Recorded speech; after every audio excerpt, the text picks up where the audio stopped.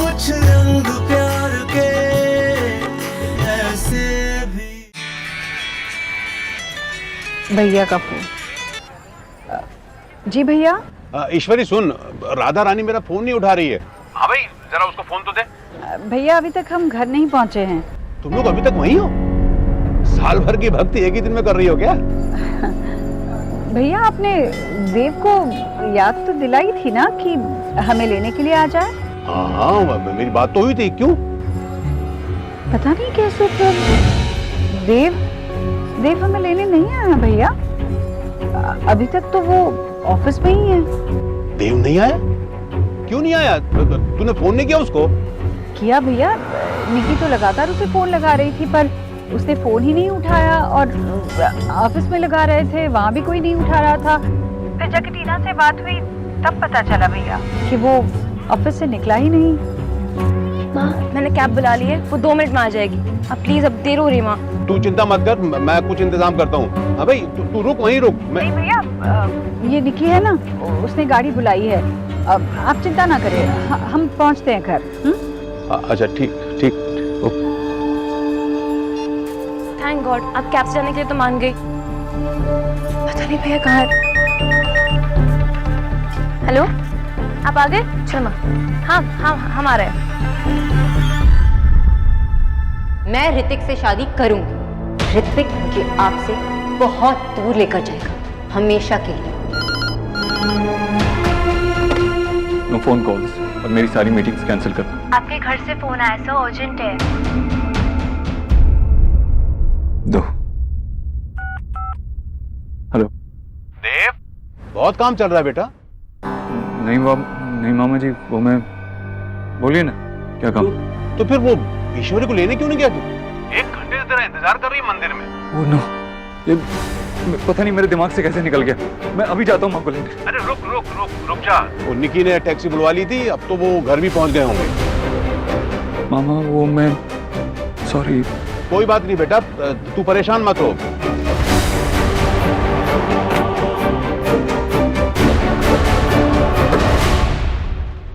आशा जी, आज कोई दादा का बात नहीं करेगा। किंतु रे, विजय, डोंट डिस्ट्रैक्ट मी प्लीज। विजय, एक काम करते हैं ना, ऋतिक की सगाई रे से कर देते हैं। शोना की चिंता किसे है वैसे भी? की बोलचे ना अपनी, मुझे है शोना का चिंता, क्योंकि वो मेरे घर पे आने वाला है। अगर मेरा बस चलता ना तो मैं शोना को अभी का अभी अपने साथ ले जाता। तो मैं पंडित जी से सगाई का डेट फिक्स करने का बात करूं? अभी नहीं डैड। बस नमस्ते। अरे बस।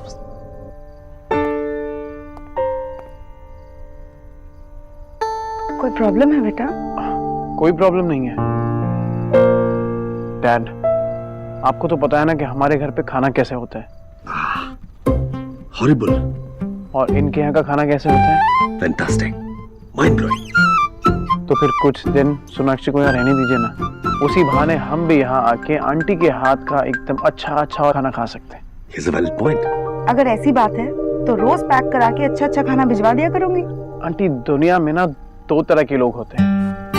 पहले वो जो नॉर्मल होते हैं, दूसरे वो जो न्यूट्रिशनिस्ट से शादी करते हैं। और जिनकी शादी न्यूट्रिशनिस्ट से होने वाली है, उन्हें हमेशा फ्रेश खाना खाना चाहिए। सीरियसली अंकल, सगाई की इतनी जल्दी क्यों? I mean, अगर थोड़ा लेट हो जाएगा तो सोनाक्षी को कुछ और टाइम मिल जाएगा रेडी होने के लिए। नमस्ते अंकल। नमस्कार बेटा। अगर आपको कोई प्रॉब्लम नहीं सगाई करने में तो मैं सगाई के लिए रेडी हूँ।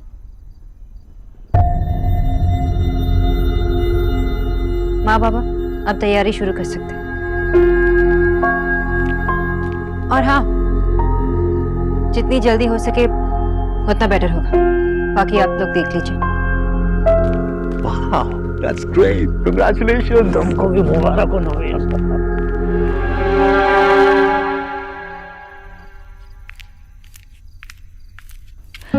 अरे भैया, आप क्यों तकलीफ इसमें पैर डाल।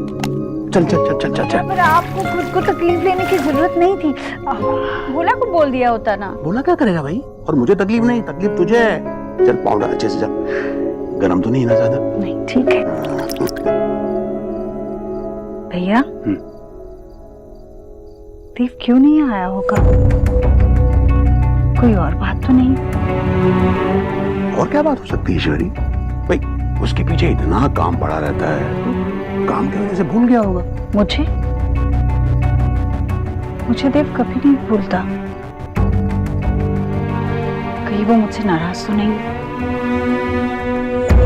देव तेरी पूजा करता है ईश्वरी, वो खुद से नाराज हो सकता है और तू चाहे कुछ भी सोच ले, तुझसे नाराज नहीं हो पाएगा।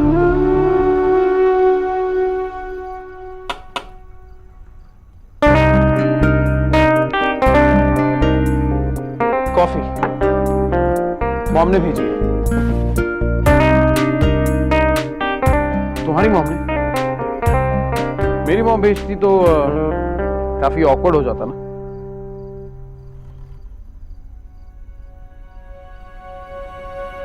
तो सगाई की इतनी जल्दी क्यों? आई मीन तुम्हें और टाइम चाहिए तो मैं खड़ी गिफ्ट कर सकता हूं। ओके सॉरी, नो मोर जोक्स। पर सीरियसली इतनी जल्दी सगाई क्यों? क्यों? मुझसे शादी करने के आइडिया से डर गए? पता है, मुझे ऐसा लगने लगा कि मैं अपने पास से बचकर भागी जा रही हूँ, लेकिन कब तक? मैं भाग भाग के थक गई, अब और नहीं भागना चाहती। मैंने सोचा था कि अपनी पुरानी कहानी मिटाकर मैं एक नई कहानी लिखूंगी, लेकिन मुझे पता नहीं था कि पुरानी कहानियां मिटाना इतना आसान नहीं होता। उसके ऊपर ही नई कहानी लिखनी पड़ती। आई एग्री, लेकिन पुरानी कहानी को धुंधला होने का समय तो देना होगा ना। तुमने भी किसी से प्यार किया था ना? तुम डॉक्टर के साथ साथ सीक्रेट एजेंट भी हो क्या? तुम्हें कैसे पता? क्योंकि दर्द वही समझता है जिसको खुद चोट पहुंची हो।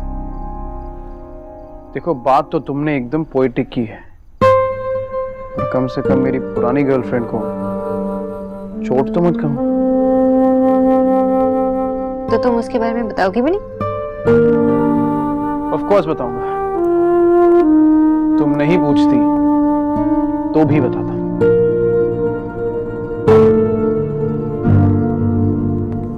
हाँ तू, I'm sorry, मुझे माफ कर दे माँ। तुझे इतनी तकलीफ हुई, बहुत दर्द हो रहा है क्या? आज के बाद ऐसा कभी नहीं होगा। दर्द हो रहा है ना तुझे? बस बस बस, मैं ठीक हूँ बेटा। ये सब तो भैया का लाड़ है, मुझे जबरदस्ती बिठाया है और पाव डालने के लिए कहा है। मैं ठीक हूँ। तू अपना जरूरी काम छोड़कर तो नहीं आया ना? अरे तुझसे ज्यादा जरूरी क्या है माँ? इसलिए तो और ज्यादा गुस्सा आ रहा है अपने आप को। मत कर इतना गुस्सा, मैं ठीक हूँ। तुझे जो देख लिया मैंने। जा जल्दी से हाथ मुंह धोकर आ, मैं तेरे लिए खाना गरम करती हूँ। पक्का? पक्का ठीक है ना तू? बिल्कुल ठीक हूँ मैं भैया, ठीक हूँ मैं। जा जा। ठीक है, खाना लगा दे आप। भैया कोई बात तो है जो देव को परेशान कर रही है, आपको नहीं लगता? मैं 19 साल का था। एक मिनट, तुम अपने पहले रिलेशनशिप के बारे में बात कर रहे हो? एक्सक्यूज मी, मैं अपने ओनली रिलेशनशिप के बारे में बात कर रहा हूँ। मतलब अब तक आपकी जिंदगी में सिर्फ एक ही रिलेशनशिप रहा है? यस, मैं हमेशा से ही लाइफ में एक स्टेबल रिलेशनशिप चाहता था। मेरे दोस्त मेरा मजाक उड़ाते थे। इनफैक्ट पुराने दोस्त तो आज भी मुझे आलोकनाथ कहते हैं। मैं पहले से एकदम क्लियर था कि मुझे किसी का हाथ छोड़ने के लिए नहीं पकड़ना, पर शायद उसकी प्रायोरिटीज कुछ और थी। That's okay. इसलिए 3 साल बाद हमारा ब्रेकअप हो गया। 3 साल रिलेशनशिप चला और बाकी के 3 साल उसे भुलाने में निकल गए। सो द पॉइंट इज, दिल बहुत कमजोर है मेरा। ज्यादा हार्ट अटैक्स बर्दाश्त नहीं कर पाएगा। डोंट वरी, मेरा दिल बहुत स्ट्रांग है। और अब मैं इस एंगेजमेंट के लिए रेडी हूँ। उसी बात पे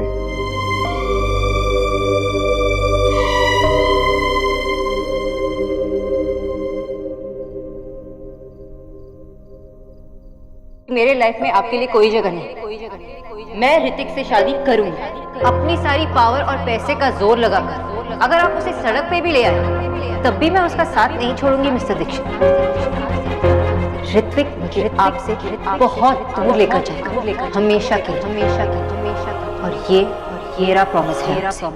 मेरे लाइफ में आपके लिए कोई जगह नहीं। मैं ऋतिक से शादी करूंगी। मेरे लाइफ में आपके लिए कोई जगह नहीं। और ये मेरा प्रॉमिस है।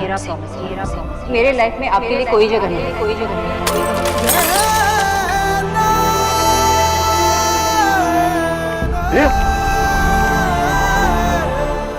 क्या किया तूने? क्यों किया? चल, चल। मुझे पता था यही होगा। मामा जी, माँ को मत बताना। नहीं बताऊंगा भाई। वैसे भी आजकल तूने अपनी माँ से दर्द छिपाना सीख लिया। दर्द? मैं ठीक हूँ बिल्कुल। तू मुझसे नजर छिपा रहा है या सच से? देव, अब और ये तेरा दिखावा नहीं चलने वाला। कैसा दिखावा मामा जी? ईश्वरी के लिए सोनाक्षी से अलग होने के बाद सारे घर के सामने तू यही तो नाटक कर रहा है कि तू ठीक है, जबकि तू ठीक नहीं है, घुट रहा है, तड़प रहा है। बेटा, तूने अपने आप को इतना अकेला कर लिया है कि कोई भी तेरे साथ बात करने वाला नहीं है। देख बेटा, अपने आसपास इतनी दीवारें मत बना कि सच का सूरज तुझ तक ना पहुंच सके। तुझे खुश रहने का हक है बेटा, तुझे अपनी जिंदगी जीने का हक है, और तुझे प्यार करने का हक है। लेकिन अपनी माँ को दुख देने का हक तो नहीं है ना मुझे। मामा जी, जो है जैसा है सब ठीक है। कोई और रास्ता नहीं मामा जी। रास्ता था, लेकिन तूने जानबूझकर अपनी राह बदल दी। देखते, अभी भी वक्त है, सही रास्ता चुन ले, क्योंकि एक बार मंजिल छिन जाए ना तो फिर कभी नहीं मिलती। पता है, मैंने भी प्यार किया था, तब मैं 20 साल का था। 2 साल उसे देखने के बाद 4 मुलाकातों में उसके साथ जिंदगी बिताने का फैसला कर लिया। लेकिन मेरे घर वालों को मेरा यह फैसला मंजूर नहीं था, इसलिए अपने 2 साल की मोहब्बत की जगह मैंने 20 साल के परिवार का साथ चुन लिया। सब खुश थे सिवाय मेरे। क्या था फिर, वो तेरी मामी से शादी हो गई। बाकी सबकी खुशी के लिए लिया हुआ फैसला आसान होता है, लेकिन अपने लिए लड़ना बहुत मुश्किल होता है, क्योंकि अपने बुरे मान जाते हैं और पराये जो हैं वो पैनी नजरों से देखते हैं। इसलिए मैं चाहता हूं बेटा कि तू अपनी खुशी के लिए कुछ कर, हिम्मत कर। अरे इतनी जल्दी आ गए तुम लोग? दुनिया में 2 तरह के लोग होते हैं, एक जो शॉपिंग करते हैं, दूसरे जो शॉपिंग बैग्स उठाते हैं, और तीसरे जो ना शॉपिंग करते हैं ना ही बैग उठाते हैं। तो नक्शे का मूड नहीं था शॉपिंग का। लेकिन मेरा तो मूड था, इसलिए मैंने इतनी सारी शॉपिंग की। तेरा कब मूड नहीं रहता शॉपिंग का? है शो।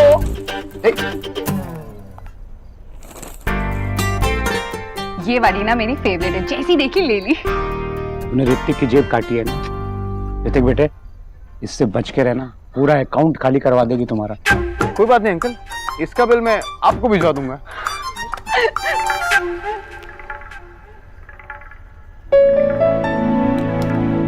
थक गई है ना बहुत? जा जाकर फ्रेश हो जा, मैं खाना लगा रही हूँ। ठीक है। एलिना, तू भी फ्रेश हो जा, मैं खाना लगा रही हूँ। मामा जी, आप जैसा कह रहे हैं वैसा नहीं हो सकता। क्यों नहीं हो सकता? जिसने मुझे कोशिश करना सिखाया, उसकी मर्जी के खिलाफ जाने की कोशिश कैसे कर सकता हूँ? आप ही ने तो कहा था ना हॉस्पिटल में, तेरे हाथ से तेरी माँ का हाथ छूट रहा है। अब वो हाथ फिर से नहीं छोड़ सकता। मैंने तो ये कहा था बेटा कि इस रिश्ते को निभाना तेरे लिए मुश्किल होगा। ये तो नहीं कहा ना कि सोनाक्षी को छोड़ दे।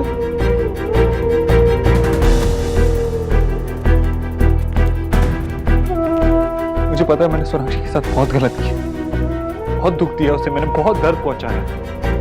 मेरी वजह से सोना का प्यार पे से भरोसा उठ गया। देव, तू इतना बेचारा भी नहीं है।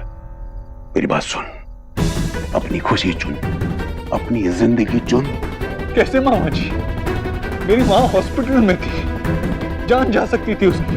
आप चाहते मैं फिर से वही सब करूं? मैं अपनी माँ को फिर से उतनी तकलीफ दूं?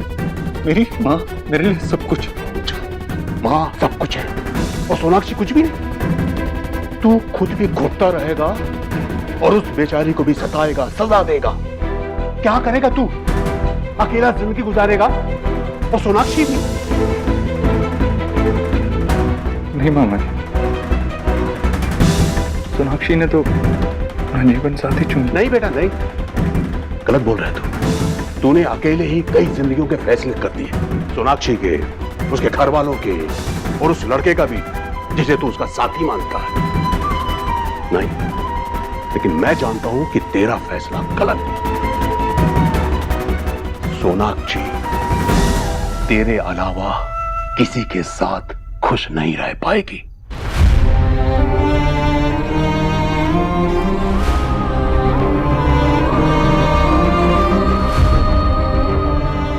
मामा जी सही कह रहे हैं, सोनाक्षी का फैसला गलत।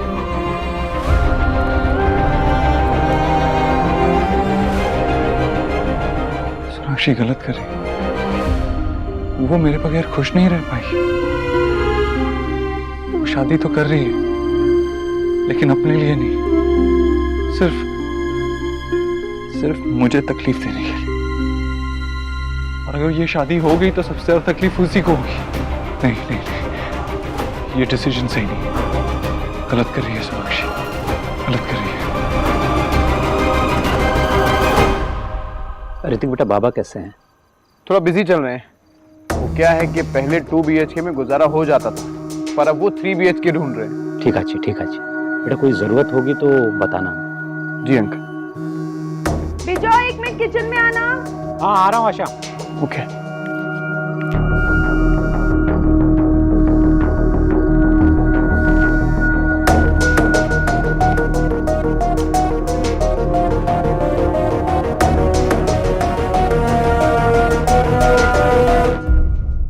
वो एरिया भी अच्छा है ऋतिक, कॉस्ट भी कम है। एक बार जाके देखो आप।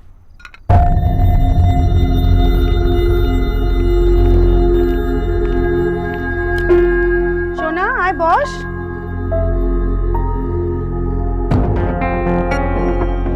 अरे वाह, गुड आइडिया। अम्मा के दाओ। खाना खाने के बाद देख लो ना। खाना भी खा लेंगे। शोना। हाँ? अरे तुम्हारे बचपन के एल्बम ऋतिक को दिखा रहा हूँ, कोई प्रॉब्लम नहीं है ना? शोना। हाँ हाँ। अरे तुम्हारी एल्बम बचपन की ऋतिक को दिखा दूँ ना? हाँ बाबा। ये देखो कितनी स्वीट थी।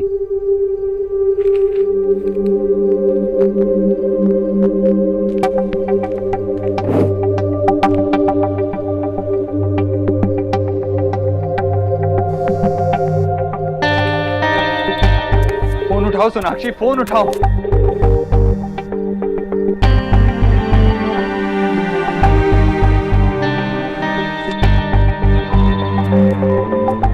फोन उठा लो, किसी पेशेंट का होगा। नहीं बाबा, अर्जेंट नहीं है, बाद में कॉल करती हूँ।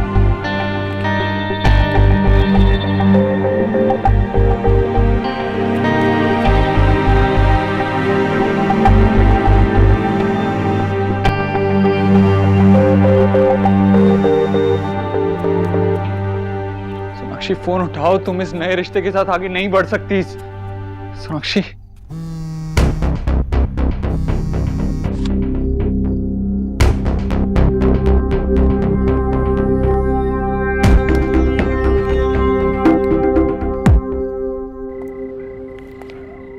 ऋतिक बेटा, मैंने तुम्हारे डैड के फेवरेट डायरेक्टर लीजेंडरी मिस्टर रे की ना डीवीडीज का कलेक्शन कर ली। तुम्हारे डैड को जब पता चलेगा ना,